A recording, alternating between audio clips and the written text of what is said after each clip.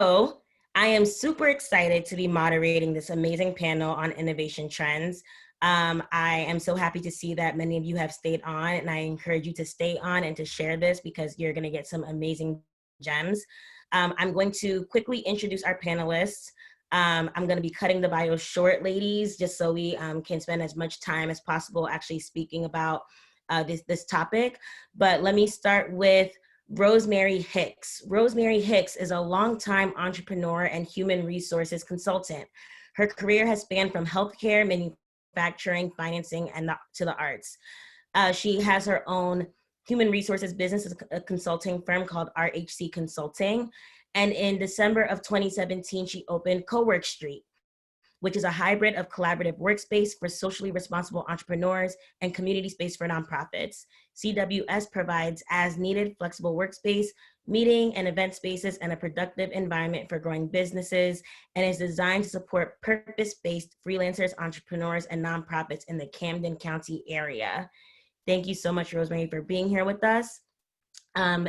Next up, I'd like to introduce Jessica, and we'll get their beautiful faces up as soon as I'm done with these bios, I promise. Jessica Gonzalez is the founder and CEO of InCharged, Lux UVC, and VendX. We love a serial entrepreneur. She is a Latina woman and mother and lifelong New Jersey resident. Over the last decade, she's grown her event technology company, InCharged, into an event technology fixture, partnering with brands like Google, Coca-Cola, and T-Mobile to execute cutting-edge experiential marketing campaigns and events.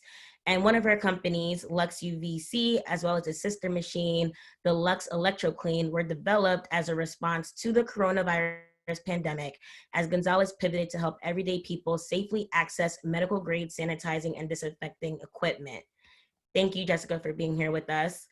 And last but certainly not least is the wonderful Joanne Lin, who is a principal at Newark Venture Partners, also known as NVP, an early stage venture fund that invests in pre-seed to Series A stage B2B technology companies, which is super important, I think, especially for this panel and the startups and businesses that are likely on. A core mission of the fund is to establish Newark as an emerging tech hub. As principal, Joanne leads the fund's direct investment strategy, focusing on the sourcing and diligence of potential deals and ongoing portfolio management. Joanne has a Master's of Education from Hunter College and a BA in Economics from Barnard. As a female investor herself, and also as a co-founder of a startup, and a woman of color, Joanne is an active supporter of diversity in tech and venture capital. So if my panelists could join me, super excited to have you ladies on. We're gonna have an amazing discussion. We're just gonna wait for the spotlight to come on for them. I see Joanne, and we're just waiting for Jessica and Rosemari. I see Jessica and Rosemari, there you go. Here we go. Rosemari, if you could just unmute yourself for me, please. So let's dig right in. I'm so excited to see your faces. I'm so excited for this conversation. The first question I'm gonna throw to the group, whoever wants to take a stab at it. What do you view as New Jersey's greatest assets when it comes to attracting innovation sector businesses to grow here? I'll jump in here because we obviously look at a lot of early stage companies. Some are homegrown here in New Jersey.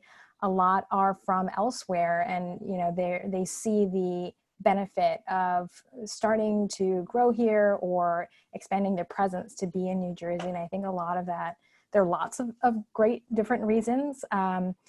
What we see is particularly attractive and that we share with a lot of those companies that are maybe headquartered elsewhere, have presence elsewhere, is there's a high concentration of Fortune 500 companies.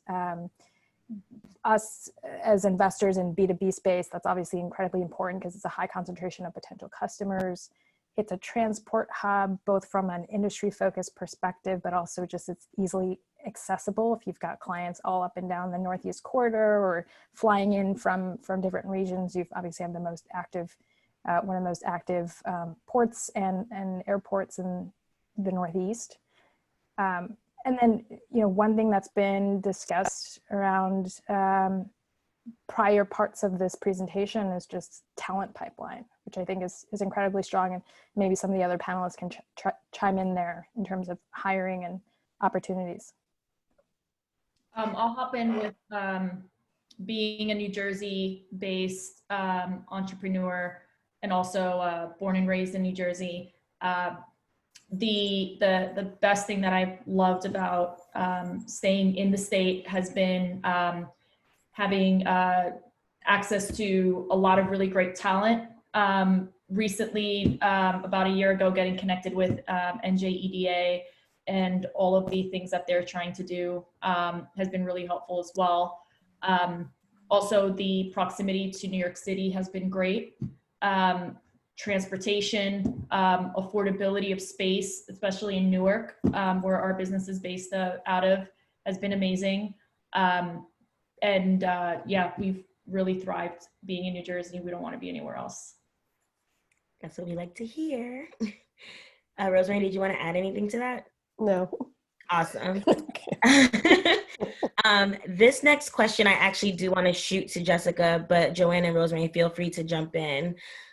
History has shown some amazing innovation companies are born out of recession. Some examples include Instagram, Venmo, and Netflix. Any insights into Jersey companies that you see following a similar path and making lemons out of lemonade? And Jessica, I wanted to point this to you because you actually have founded a business that was created in part to directly combat the COVID crisis. Yeah. So prior to COVID, we just started with Joanne at MVP. They signed us up to be part of their cohort, which was amazing.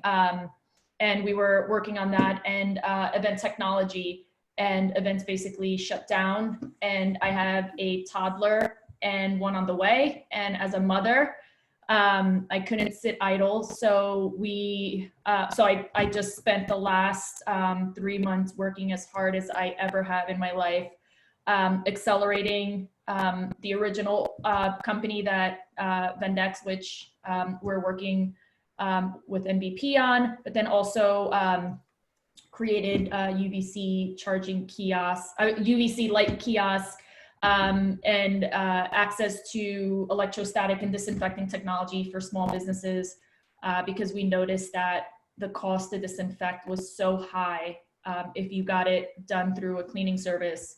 We wanted to do it the do-it-yourself approach, where we provide the tools, we provide the instructions on how businesses can do it themselves. So hopefully they can open up with less of a cost and faster. And the more businesses that open up, the better it is for everybody. So I've been moonlighting that business and being a mom at the same time, but it's been great. Yeah, so I think like what you've done there is pivoted maybe part of what your original value prop was to address a need. And I would definitely recommend for any entrepreneurs, startups that are on today to think about the same, whether you are looking for investment or not, but certainly if you are looking for investment, that's something that investors are going to look for, is how you stay relevant. And I know for Equal Space in particular, we are obviously a physical space. People come into work, but with the COVID crisis happening, we were able to turn all of our programming onto virtual and add new programming. So creating a community online for our spacers and the larger community. And it's been great because we've been able to connect with people outside of Newark who may have never heard of Equal Space before they hopped on one of these online programs. So I would like to keep that question open. And actually, well, speaking about co-working and pivoting, Rosemari, would love for you to jump in on the importance of co-working spaces, and specifically in thinking about New Jersey, why you chose Camden as home. Okay, certainly. A couple of things just to sort of piggyback off of what Jessica said. There were quite a few micro businesses in the Camden area that also had to pivot when they were shut down. Some of them jumped in terms of providing product and services for very basic things like toilet paper, things along that line. We had a couple of folks in the area that started creating the masks and selling them initially just locally and then expanding that space. So there was a lot of creativity and innovation on a smaller scale, but still impactful. Mm-hmm. And in terms of why I moved to the Camden area, basically it was because one of my clients on the HR side was looking for space because they were growing, and I was providing both HR and operational assistance to them. So one of the things that I was able to help them with was finding a space in the city of Camden. And as part of that process, I realized that there was a void in terms of a space for people to go to that were primarily micro businesses, 1099 sort of folks, where they could just basically breathe. Finding a space outside of their homes that was a professional environment that would allow them to meet clients, talk to other entrepreneurs, to know that they're not alone, and to basically grow their business. And that was really important to me. So from that HR consulting piece, I created coworking. And my motto is the longest journey begins with the first step. I love that, and definitely can relate as your co-working sister. Yes. Hey there. I would love for us to highlight some companies that all of us see as exemplifying the best of New Jersey's innovation economy. So maybe Joanne, if we could start with you, is there a company that sticks out to you that really showcases the innovation ecosystem in Jersey? Yeah, absolutely. And I wanted to just say that I feel all of the co-working familial feelings there with this group here, because our venture fund also operates a 25,000 square foot co-working space in downtown Newark. And we work, a lot of our portfolio companies are in that space, and we ache to kind of open that back up again to provide these businesses the space to grow and try to work on the recovery. And so in terms of highlights, there's one company that I think is just particularly relevant to the times and the conversation we're having here today. That's a company called MindRight. The CEO is Ashley Edwards, and she's from New Jersey originally. She went off and did some amazing things. She's a Stanford grad. And she's started a business. It didn't really pivot, but it's found a very applicable use case in the times that we're facing now. I happen to lead a lot of our healthcare investing at NVP, and if we look at the events of early 2020, one thing that it's taught us is that our healthcare system, there's a lot of room for improvement there. MindRight provides trauma-informed and culturally responsive text-based coaching, primarily targeted at-risk youth suffering from mental trauma. And trauma obviously disproportionately impacts the poor and people of color, but the populations are also less likely to seek mental health services. And so now she's taken that model and is trying to reach as many at-risk youth as possible. And, I think that is, if we think about what exemplifies the best of New Jersey's innovation economy, in terms of prioritizing the people, doing amazing things, finding a way to grow and scale that impact, I think is so powerful. So I'm really, really proud of Ashley and MindRight, who is an MVP portfolio company. Love that. Jessica or Rosemari, do you guys have companies you wanted that might fit the question? I haven't moved my head out of. Besides your own, also your own. Yeah, I haven't, but yeah.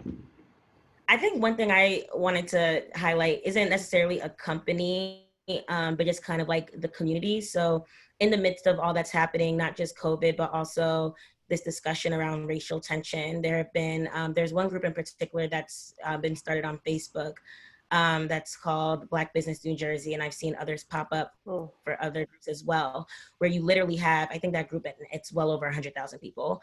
And both companies and client, like customers have now joined this group, and we're sharing information, we're promoting each other.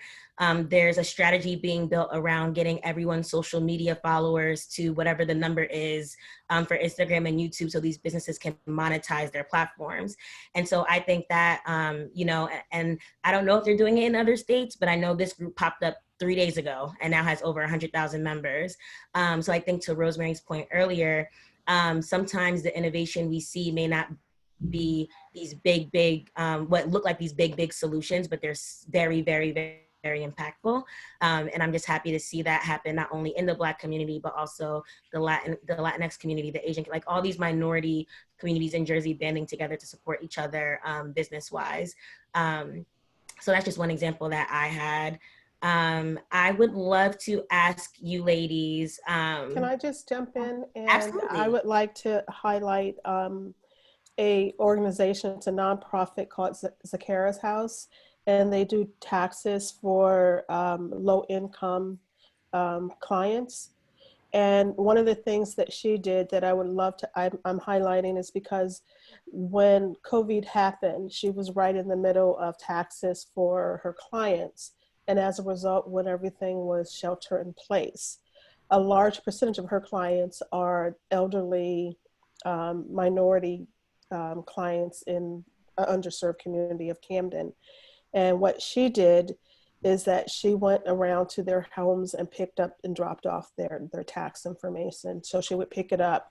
And so she had her crew, and that's starting up again this weekend, where they're actually going to the client's house, picking up the taxes, of course, safe distancing, and then dropping them off once they're completed. So I think that that's a wonderful thing, and it's Zakara's House, and it's Latanya is the owner. Latanya Brooks.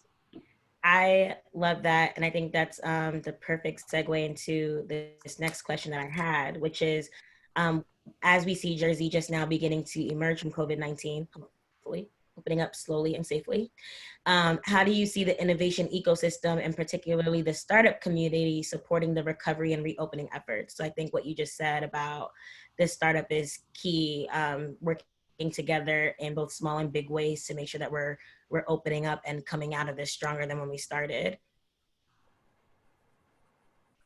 Yeah, I mean, go ahead, Jess. No, I was just going to mention, as being part of the Restart Recovery Commission, one of the things that I've been very vocal about and trying to push is the initiative of New Jersey businesses for New Jersey businesses. So I wanted, like Rosemari mentioned, you know, that Facebook group that had over 100,000, I think it was you, Rosemari mentioned it, over 100,000 followers about supporting local businesses. That's one of the things that I think would be helpful for this whole recovery and getting our heads out of our houses after COVID, is supporting each other as a community. New Jersey for New Jersey, trying to lift each other up, buy from New Jersey businesses, big businesses helping small businesses, you know, giving referrals to other businesses. And that's how I feel would be like the best way for New Jersey entrepreneurs, small business owners, to at least kind of get out of this with a little bit of a push. I think that's a great point, Jessica, because I see it now in the city of Camden. That was one of the models that I have with CoWork Street, is that a lot of the members were also clients of other members. And I think it's even more important now that we come out of COVID with so many people having to actually restart relationships with new clients, or to go back and sort of resell or close a deal, which means that startup time is going to be much longer for folks that are small businesses than it is for some of the larger ones. So I think that if we reach out and sort of support each other, both emotionally, but also if there is a project that you secure, think of hiring or collaborating with some of the smaller micro businesses or 1099 folks that were completely devastated. So I think it's a great opportunity for us to collaborate, get to know each other a bit more, and just provide the necessary support. I 1000% agree with both of you. I love that. I know we are short on time, so I'm going to ask one last question. It'll be a two-parter. And I just want to encourage everyone watching, please follow these amazing women on social. Please follow their businesses. I love hearing their voices, so I just want to make sure that the conversation keeps on going. So the NJEDA currently has a request of information out on creating a funding mechanism focused on seed capital for Black and Latinx entrepreneurs. Do we have any recommendations on thoughts around funding underserved innovation populations in the state?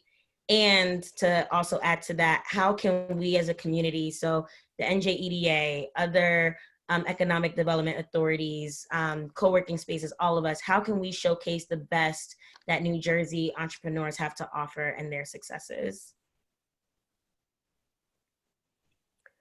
I would say, as one of those small micro businesses, that I proudly wear that banner, as the folks at NJEDA can tell you.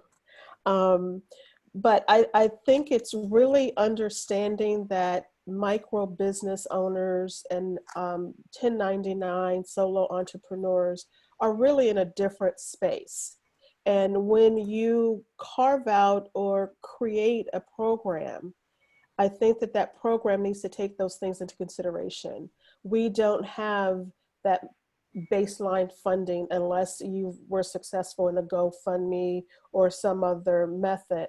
We don't have typically the cousin, aunt, uncle, mother, sister, brother that can provide that initial seed money to show that you are viable. But look a little broad base, and since it is innovation, let's be a little more creative in what we determine is the threshold or the post point of saying yes, that we shall lend or shall not lend or take this person under our wing to help them grow a business. Because it, you know, as we all know, it's not for the faint of heart.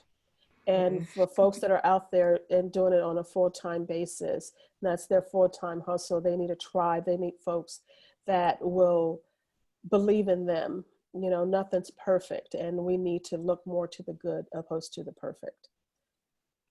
Thank you. Awesome. So funding authorities also being innovative in how they choose to fund. Absolutely.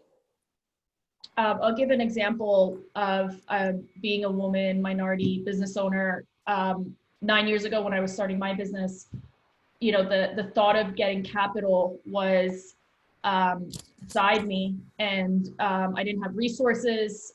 There were no places to get money.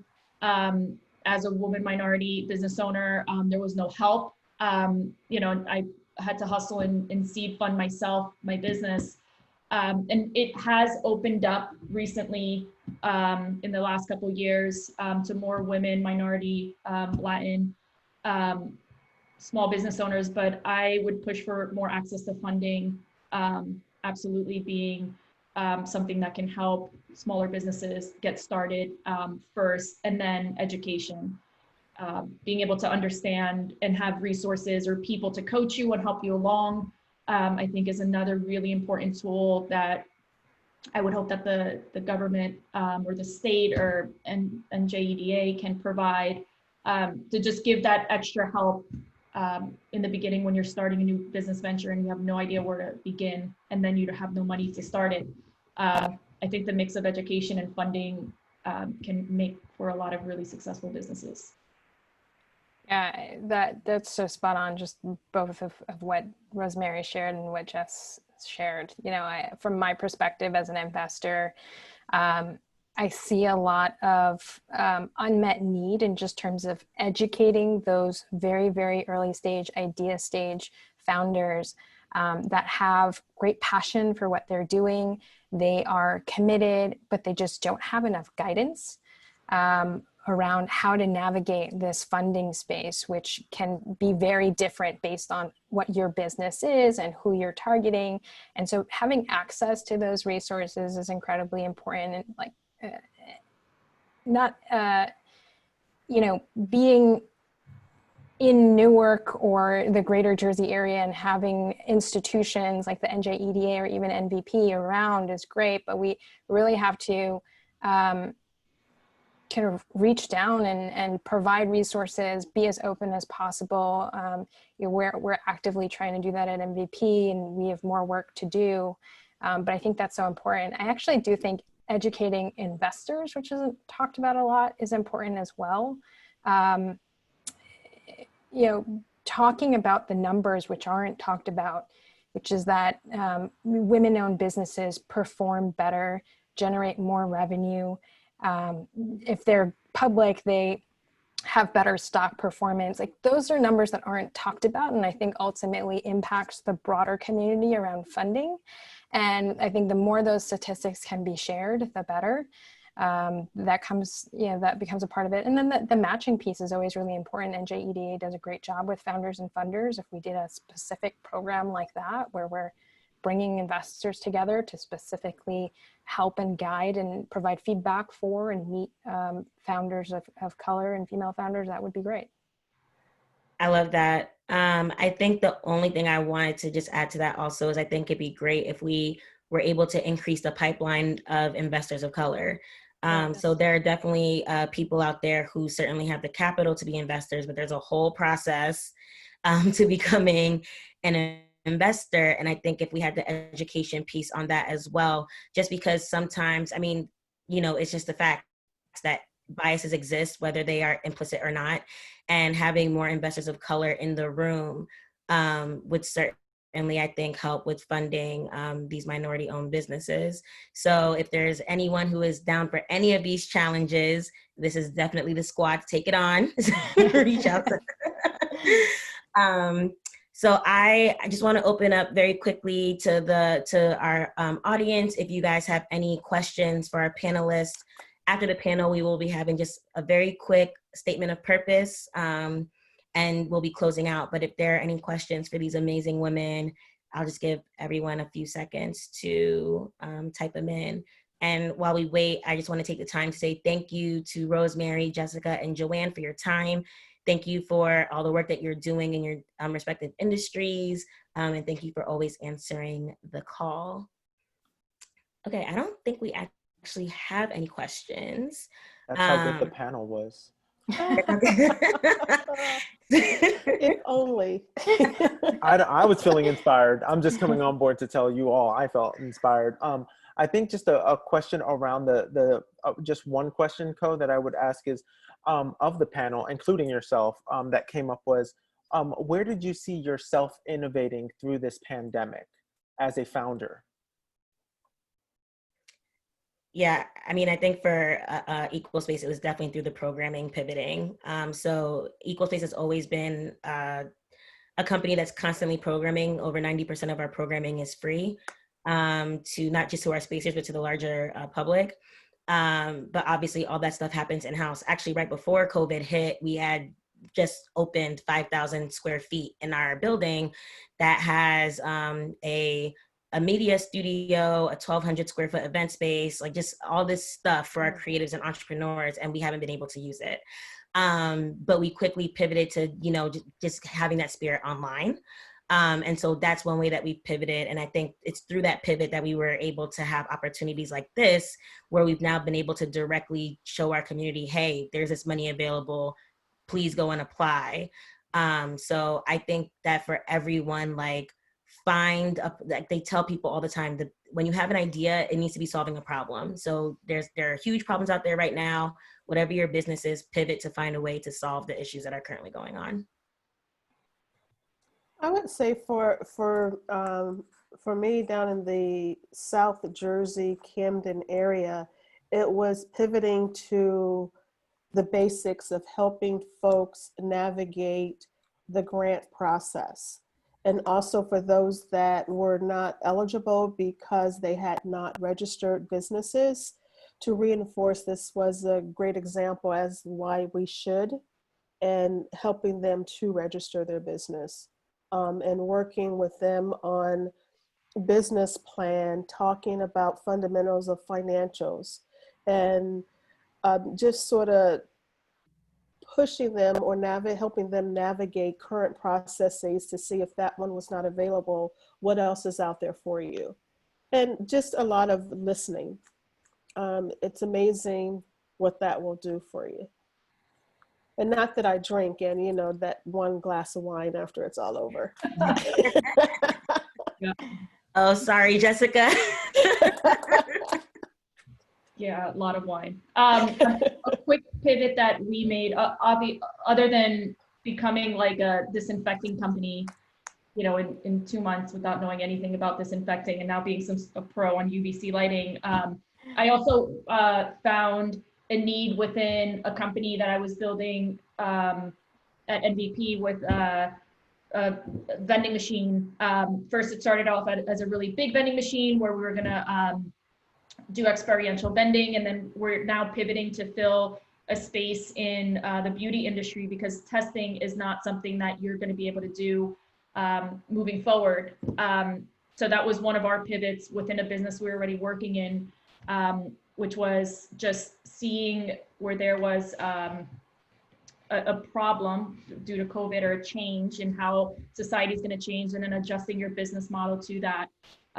And then just always being fluid, right? So like you have to be able to switch things at any minute if you need to. And you know, also just being a hustler and not sleeping helps. Just keep moving. And also self-care. That's a heck of a balance to talk about. It's like, Yes. I want you to hustle, but That's a remember whole balance. different panel. And then Maria's like, and wine. Yeah. Oh, yes, I agree. Awesome. Joanne, I think Joanne, you were? Joanne? No, I mean, you know, I so much respect for the other female founders here on this panel. I mean, at NVP, our model, our core model hasn't changed, but you know, on the day-to-day basis, our team did decide that, you know, there was room for us to do more to support local businesses in this time, and so we partnered with Audible and Invest Newark to provide just consulting to small businesses as they try to navigate the realm of, you know, relief programs or reopening and just a lot of the unknowns that they're facing. So whatever financial or business consulting we could provide, we've been doing on an ongoing basis. So, you know, we've been happy to support in whatever way we can. Awesome. Well, thank you all for being on this amazing panel. I'm feeling super inspired.